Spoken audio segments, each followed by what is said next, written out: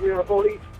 Those are the shouts of a madman, Delvecchio Patrick, taunting his ex-wife, Deanna Cook, as he brutally chokes and drowns her. But this 911 operator isn't sending help. Hello, ma'am. Do you need police, fire, ambulance? It has many asking, including the district attorney, if this isn't an emergency, what is?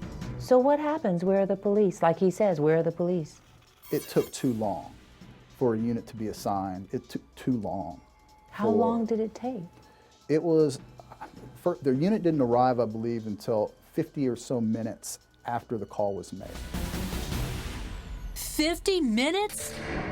50 minutes too late to save Deanna Cook. It was like, they wanted in a hurry. They didn't care. They didn't care. They didn't care.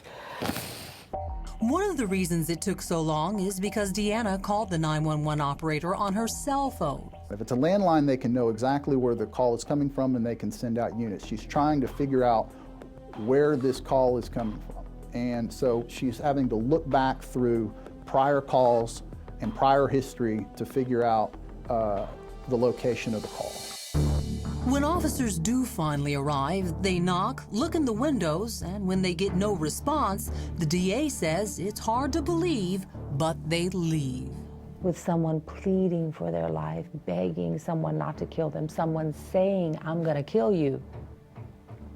And nothing more was done but a knock, we'll look through the window, and back to the police station. Why critical information wasn't relayed to officers, and why this call didn't receive the priority it deserved, I don't know exactly why.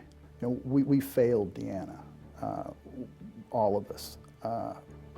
We all did, in some respect. Would the same system that failed to save her life bring Deanna Cook justice? My job was to hold Delvecchio Patrick accountable, and so I really was really trying to make the focus on him. Delvecchio stands before a jury charged with first-degree murder. He pleads not guilty. His defense, that Deanna had a history of drug use, and what the 911 call recorded was Deanna hallucinating that Delvecchio was attacking her. Did he show remorse? No, he was cold. I mean, Delvecchio Patrick was a controlling, jealous sociopath. He wanted to control Deanna more than anything else. And if he couldn't control her, he was going to kill her. But when Deanna's mom, Vicki Cook, takes the stand, her pain is very real. You can hear a pin drop as Vicki again lives through the horrible memory of finding her eldest child dead. I looked to my right, and then I looked to my left, and I saw like a shadow. A shadow behind the curtain, and I started screaming, because it was her. And the water was still running. The water was still running. And I just said, he killed her. He said he was going to do it. And he did it. He did it.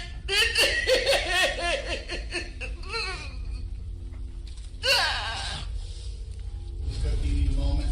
Oh, God, yes.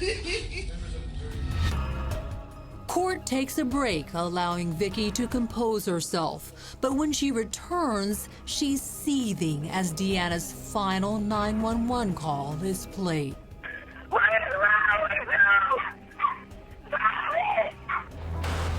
Shooting daggers through Delvecchio with her eyes as she hears her daughter desperately pleading for her life. I wanted the tape to play over and over so he can hear her screaming.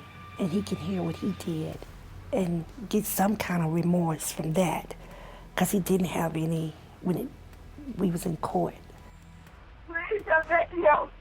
Please!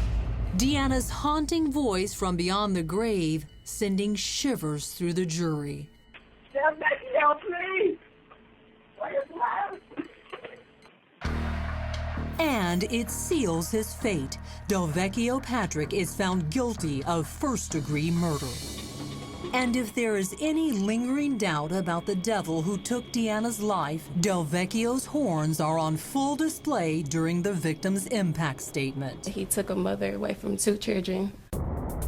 When Deanna's daughter was giving her statement, Del Vecchio gave her the finger, and No. yes, Del Vecchio gave her the middle finger. that's correct.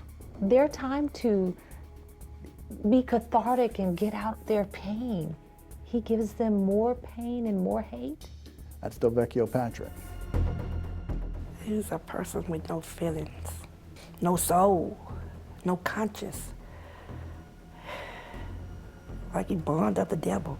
The judge takes notice and hammers Del Vecchio Patrick with a virtual life sentence. Assess his punishment at confinement in the Institutional Division of the Texas Department of Criminal Justice for 85 years. Despite the conviction, the family has now filed a civil suit against the city of Dallas. But outrage at Deanna's tragic death has already led to change. The city completely revamping its 911 emergency response system. There were massive changes to the system after this case. Staffing has been increased by a large margin.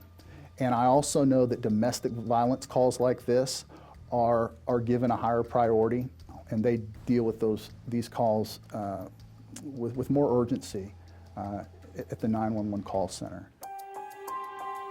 And Deanna's family, while still reeling from her savage murder, created a foundation in her name, Deanna's Voice. We have events. We have a scholarship fund, a program called Breaking the Barriers that's basically giving back to those families who unexpectedly are also victims. So like we were victims. And so we called it Deanna's Voice so that we can shine a light on those people that voices are being taken from them.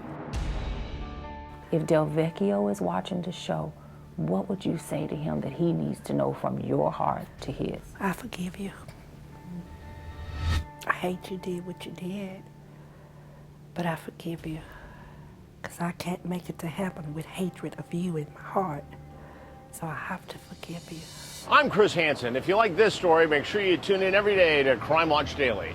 You can find where the show airs in your city at crimewatchdaily.com. Watch it live or record it on your DVR and watch it at night. And to all those criminals out there, remember, we are watching.